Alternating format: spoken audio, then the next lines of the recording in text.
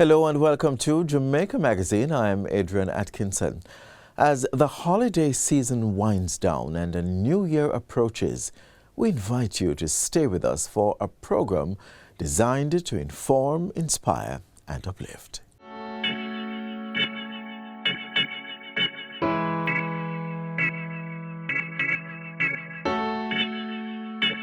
As a people, food can equate, but we must know when certain things too much. My advice to you is this: swap out the little fried fry for some healthier options like baked chicken and baked potatoes. Avoid sugary drinks, my friend. Instead, grab a nice fresh coconut water to keep you hydrated and energized. We can also eat more fruits and vegetables. I know you love the ackee, but add some pineapple, banana or string bean to balance it out, no? Fruits fresh and ready for your energy. Make a better effort to improve your nutrition. Every little change helps for the better.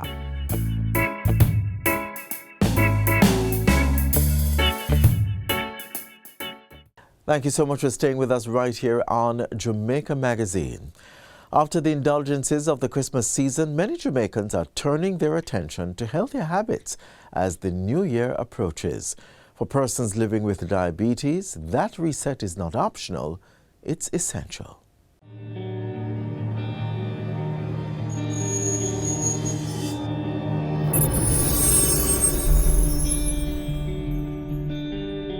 Diabetes is a serious chronic lifestyle disease affecting millions of people over the world and continues to increase. Diabetes affects how your body turns food into energy. It is a disease in which your blood glucose or blood sugar levels are too high, and glucose comes from the food you eat. Insulin is a hormone that helps the glucose get into your cells to give energy. Sometimes your body doesn't make enough or any at all, doesn't make any insulin, and so it doesn't use the insulin well. Glucose then stays in your blood and doesn't reach your cells. Over time, having too much glucose in your blood can cause complications. Example, situations with the kidney, heart disease, and so on. Although diabetes has no cure, there are steps you can take to manage your diabetes and stay healthy.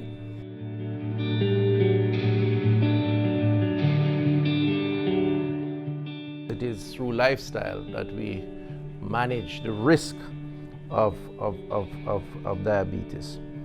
Those behaviors include increased physical activity, a healthy diet, routine health checks, and strict adherence to medication.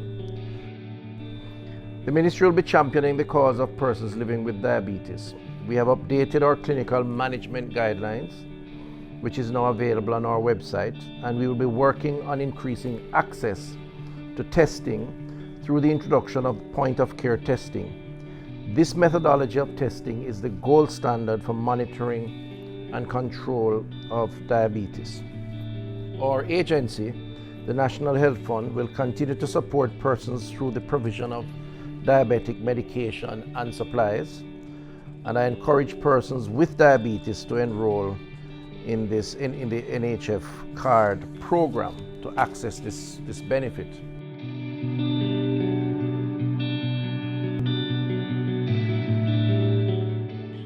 The person with diabetes should really have an opportunity to sit down with a trained clinician who is able to help them to understand the concepts of diabetes self-management, education, and support.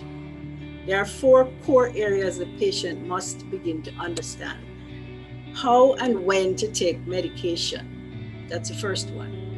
If you take insulin, then you need to know how does your insulin work and how do you eat in relation to the insulin.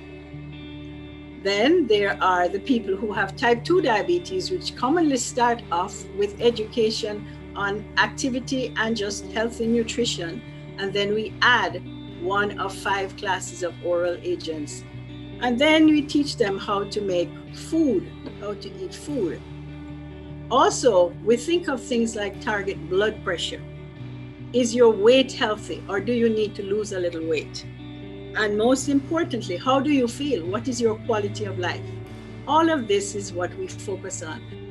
Also, when you get your lab work done, what is your hemoglobin A1C? The target should be 7% or less. Keep that number in your mind. Diabetes damages the feet, the kidney, and the eyes at first, and then eventually we also find it can cause coronary vascular disease too. But for foot care, the person with diabetes every day, you wash your feet, wash them properly. Dry your feet, dry between the toes. Moisturize your feet, but do not put moisturizer between the toes. Make sure that you wear cotton socks, right? If you're going to have your toes cut by somebody trained who knows how to cut them. Examine your feet every day. Do not walk barefoot. Please, please, please do not walk barefooted, because if you injure or cause trauma to the feet, you may not feel it because your diabetes has damaged the nerves to the feet. And finally, when you buy shoes that are comfortable and that you can wear without causing blisters or trauma to the feet.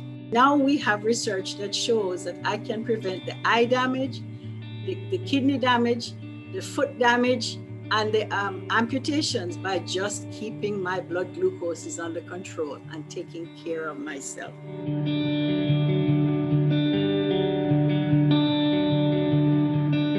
There's no such thing as a diabetic diet, but it's all about how much I eat, the timing of my meals. So it's your portion sizes is what is important. Now, what we do recommend is that persons eat at least 3 balanced meals per day and small snacks. Snacks usually mean smaller, more nourishing meals, which we usually recommend that it be your fruits, your vegetables, or you can also use your nuts. Each meal or snack should contain protein because we need it to be balanced as well. Each meal should contain at least your protein and your fat, and we also want them to select a variety of foods from all the food groups. So there is some recommendations about the amount of fruits that you should eat per day. We usually say 2 to 3 servings. We want you to include a variety of vegetables daily. We also want you to include more peas, beans, and nuts in your daily meals. Reduce your intake of salty and processed foods, and to reduce your intake of fats and oils, and that of sugary foods and drinks. You aim for foods that have high sources of fiber, such as your whole wheat bread, whole grain rice, flour. More if your ground provisions, they will give you fiber, right? And that will slow down the rate at which your body breaks down the food, so you won't have a rapid increase in your blood sugar levels, versus if you eat foods that are low in these added fibers.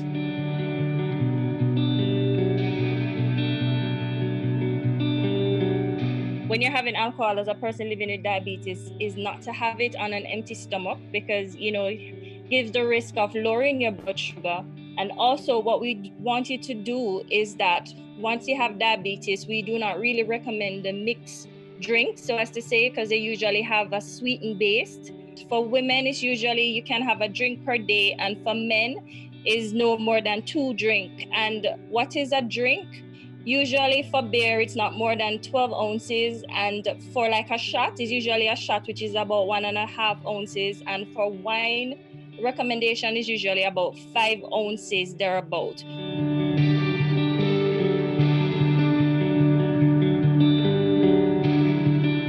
There are several researches that have shown that physical activity, when done properly, for persons who are diabetic, again you heard it, allows you to use up glucose. For children, the recommendation is at least 60 minutes, 5 days a week of moderate to vigorous activity, and it must be a combination of muscle and bone strengthening activity. That's the recommendation for our children. For adults, it's at least 30 minutes, 5 days a week to get some health benefit, meaning increased circulation, reduced stress. And for the elderly, it's at least 30 minutes, 5 days a week. If you're a diabetic patient, these are some of the activities that are very good for you. Swimming, jogging, dancing, these activities, they're not very vigorous. You maintain them at a low to moderate pace, and it's a very effective way of managing and controlling your blood glucose or your blood sugar. If you are going to start a physical activity program, that you check with your doctor before you start, because if you have a condition, if you're diabetic hypertensive, you have any other medical condition, your doctor will determine the intensity level, the type of activities that you can do.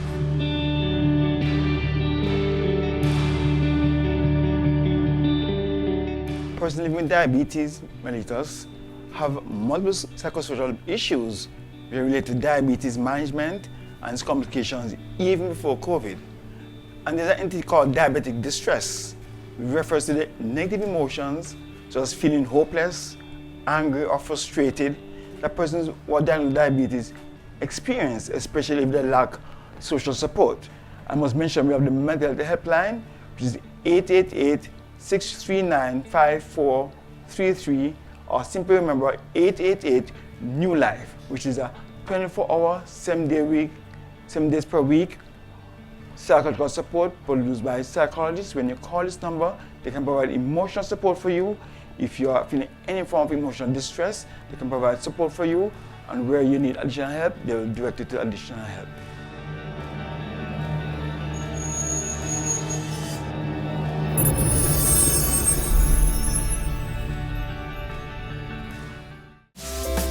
Jamaica Post is committed to being your preferred logistics partner. Enjoy the convenience of 3 to 5 days for international shipments at competitive rates and next business day delivery for local packages. Take advantage of our fast, reliable and ever-evolving services: zip mail, click and ship, fast track, EMS, parcel service, registered mail, corporate mail service and private letterbox. Access customer service support and track packages online. Visit our post offices island-wide and premium service centers at select locations. For more information, go to jamaicapost.gov.jm. Conditions apply.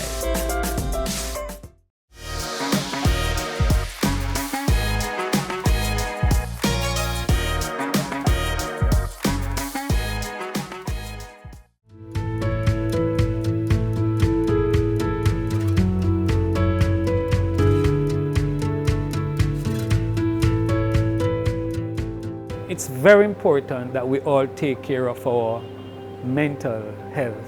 Good mental health, mental wellness impacts on and will affect how we live within our family, interact with family members.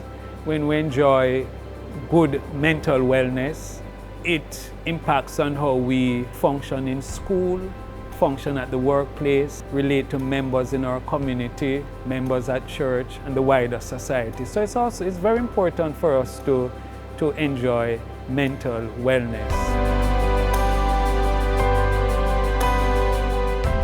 There are some important things that we need to do. First of all, take care of ourselves. Self-care is important.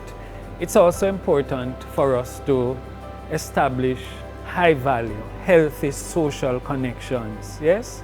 What we find is that people who live longer, live healthier on a daily basis are people who invest in good social relationships, you know, with your family, with your friends, people at school, people at the workplace, people in your community of faith. So it's so important for us to find time to invest and to interact with people.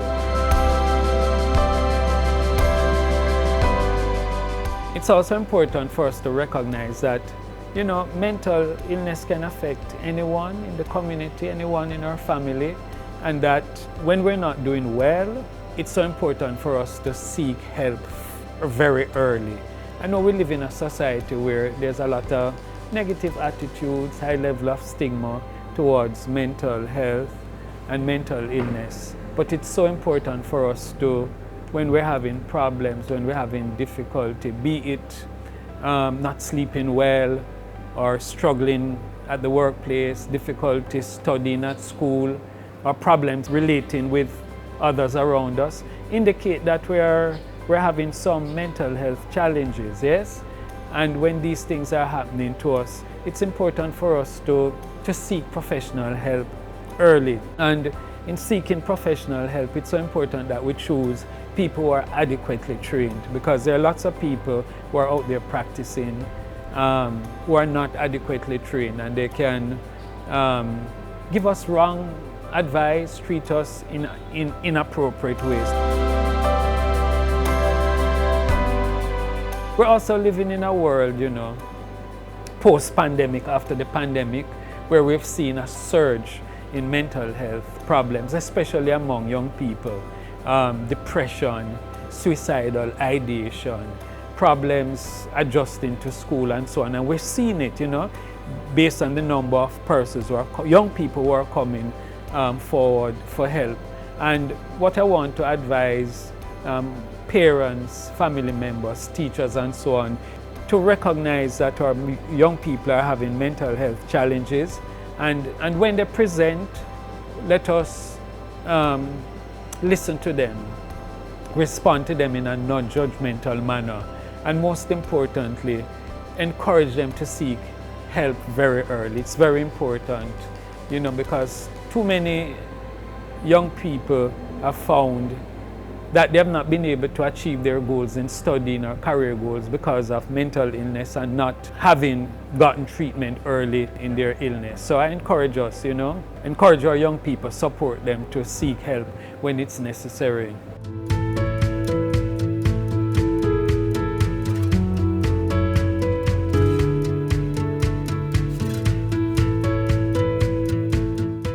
As we ease out of the holiday season and look ahead to a fresh start in the new year, fitness goals are once again coming into focus.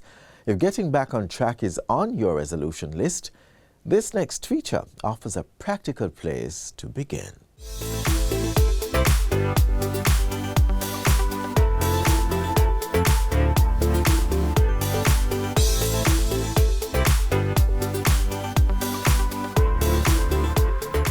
The following exercise video is for information purposes only and should not be considered medical advice. Before starting any new exercise program, physical activity, or fitness routine, please consult your doctor or a qualified healthcare professional.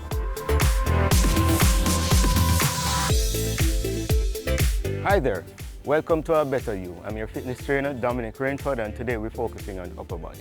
Now our upper body muscles are our chest, shoulders, arms, and our back. We're about to start the workout, but before we need to warm up. We're starting with 10 jumping jacks. Then we transition into 10 high knees and 10 butt kicks. Jumping jacks, high knees, butt kicks, high knees, jumping jacks. Our first exercise, be using water bottles. Now, these are things that we can find at home. So let's start with this. We're gonna do 10 bicep curls. 1, 2, 3, 4. So let's turn this side so you can get a better 7, 8, 9, 10. Go straight into tricep kickbacks with the same water bottle. All we need to do, bend over like this and go 1, 2, 3, 4, 5, 6, 7, 8, 9, 10. You can also do it like this as well. Tricep extensions, 3 sets of 10. Just like this.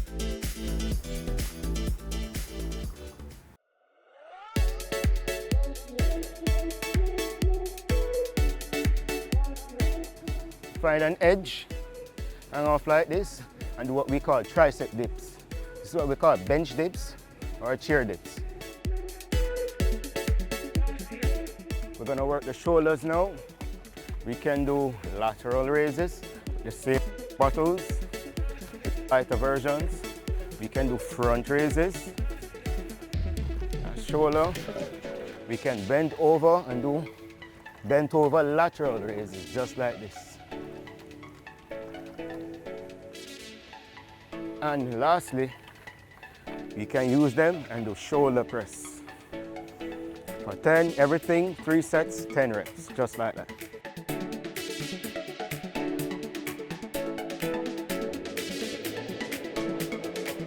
Here now, we'll be doing push-ups.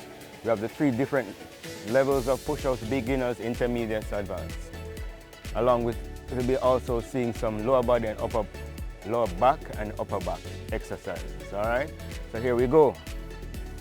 Push-ups.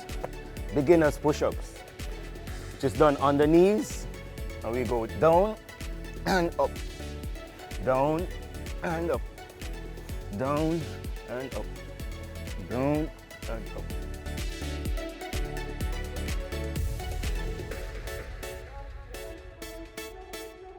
Intermediates.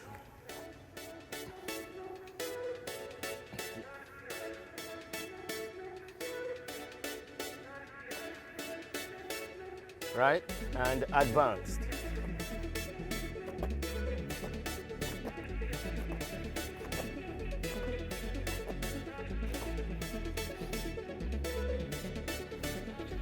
Those are advanced push-ups. All right, so from there now we go straight into lower back. Lower back exercises.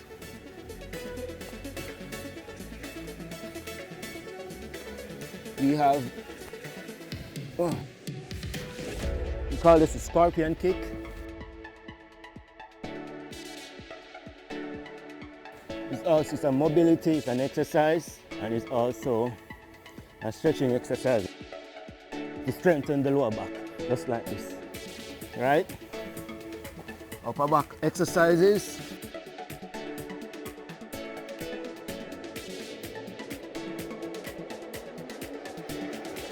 You can either bring your feet up and bring it back over your head.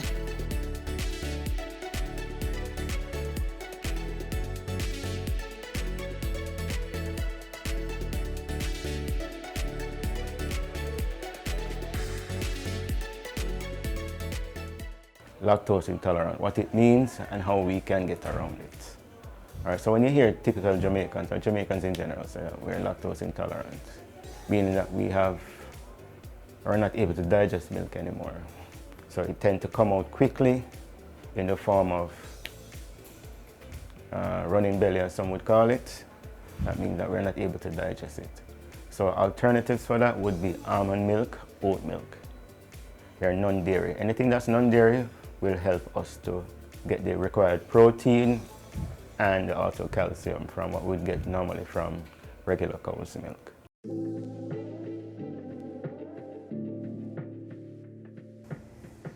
It stretches the bicep, forearms. So it looks like this. To bring it back and keep the hands straight. Pull all the way around. And we're going to pull it all the way back so we can get the upper part of the back, the shoulders and the tricep. And look directly behind you just like this.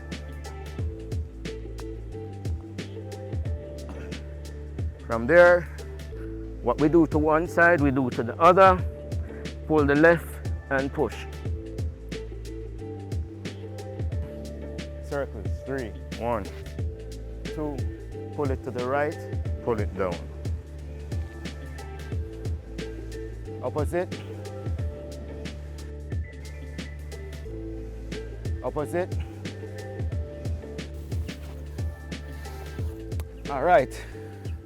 Here concludes our upper body focus exercises today. Remember, these exercises will help to tone the chest, the arms, the back, until we get stronger, that we can get ourselves into a gym. Because that's always the end game. So until then, stay fit.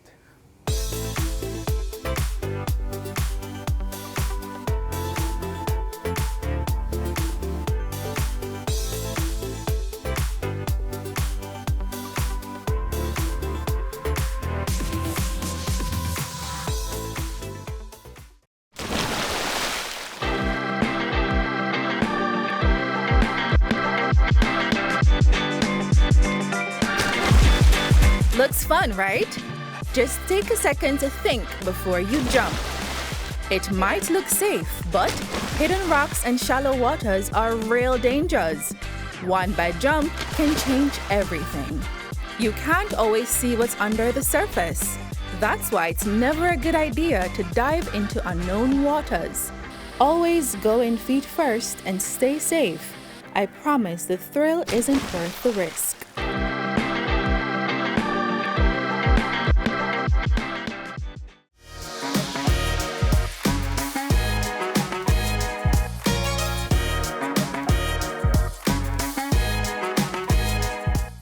A justice of the peace often signifies responsibility, integrity, and the standards we uphold in public service.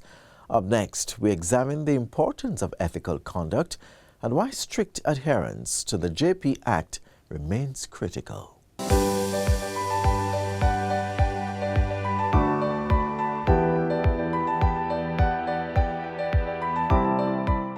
Ethical, trustworthy, and community-oriented, these are just a few words that describe a justice of the peace. The JP's seal and signature opens many doors, often serving as the main identifier for persons who fall within each justice's jurisdiction.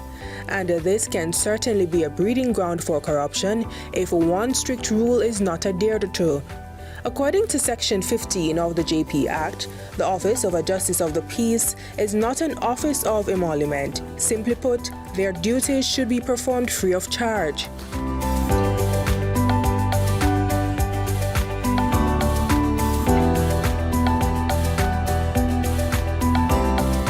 What we invite the public to do, if you should approach a Justice of the Peace and that JP is asking you for a contribution, you do need to take down the name of the Justice of the Peace and report it to the office of the custos within the parish where the incident took place, or you can reach us at the Ministry of Justice.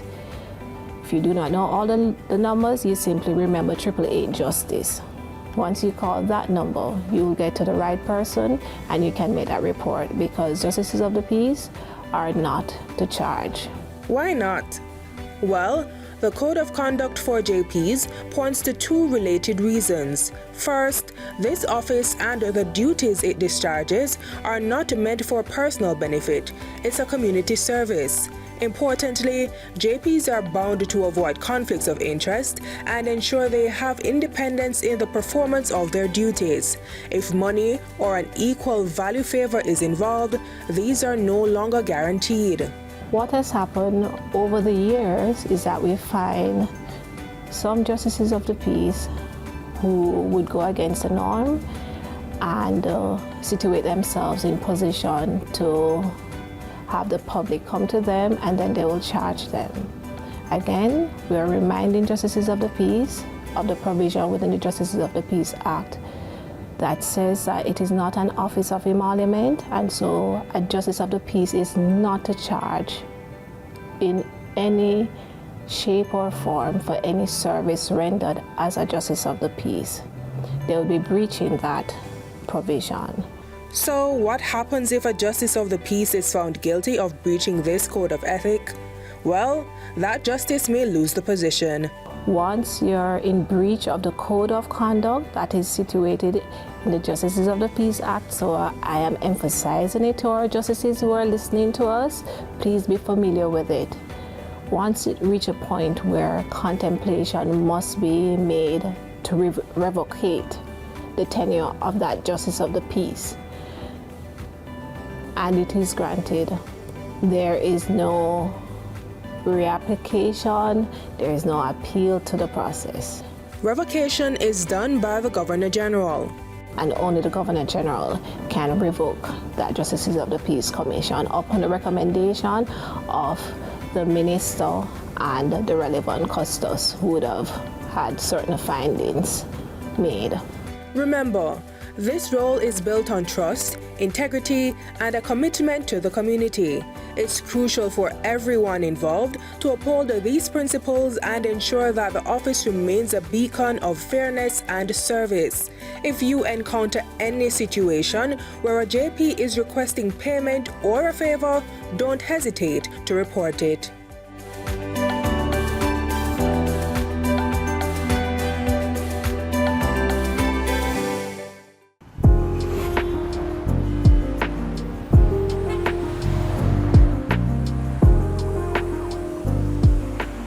All motorists, pedestrians, private and public operators, motorcyclists, it is important for us to drive defensively.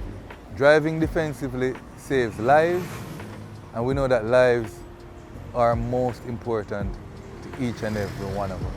it is important also to be trained and certified as a defensive driver, for it increases the likelihood that you'll prevent collisions on our roadways.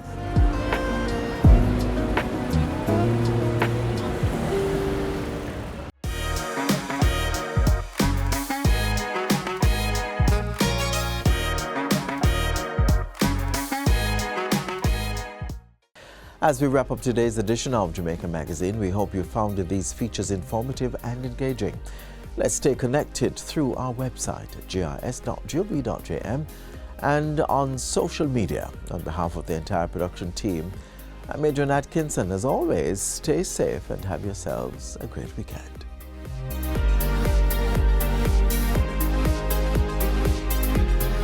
This has been a production of the Jamaica Information Service, the voice of Jamaica.